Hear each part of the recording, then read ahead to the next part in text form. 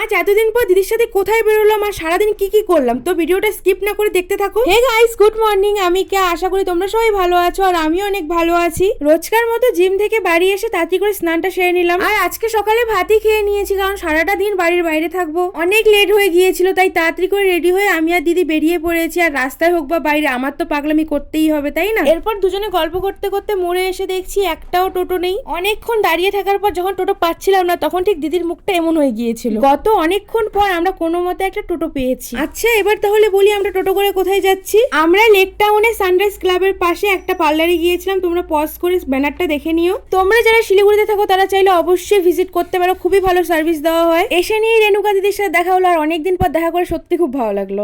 এরপর দিদি hair massage করতে চলে গেল, আর আমিও বসে বসে সিনচান দেখছিলাম। এরপর বসে থাকতে থাকতে ঘড়িতে দেখি 2:30 বেজে গিয়েছে, আর আমি অনেক বোর হয়ে গিয়েছি। গত অনেকক্ষণ পর দিদি তাহলে ফেসিয়াল করা শেষ হলো, অবশেষে আমরা বেরোলাম। আচ্ছা, তোমরা কি ভাবছো আমরা এখনই বাড়ি যাচ্ছি? না না, আমরা এখন বুটিকে এসেছি। এখানে কিন্তু অনেক সুন্দর সুন্দর শাড়ি আর ব্লাউজের কালেকশন রয়েছে। দিদি এখানে এসেছিল কিছু কাফতান নিতে, যেটা দিদি ভালো পাইনি তো কি হয়েছে, হাল ধরি ছাড়বো। এখন আমরা আবার যাচ্ছি থানা মোড়ে মার্কেটের দিকে, মানে ভাবা যায়। সেই তো কোন সকালে খেয়ে বেরিয়েছি, তাই এসে নিয়ে আগে একটু খেয়ে নিলাম। খাওয়ার পর যাক একটু তাহলে বডিতে এনার্জি ফিরে এসেছে। আর আজকে মার্কেটে গিয়ে দেখি লোকের থেকে বেশি গাড়ির ভিড় লেগেছে। আচ্ছা, যে কাজের জন্য আসা হয়েছে, দিদি এসে নিয়ে 4-5টার মতো কাফতান নিয়ে নিয়েছে। বাড়ি ফেরার সময় আমরা আবারও চাটের স্টলে ঢুকে চাট খেয়েছিলাম।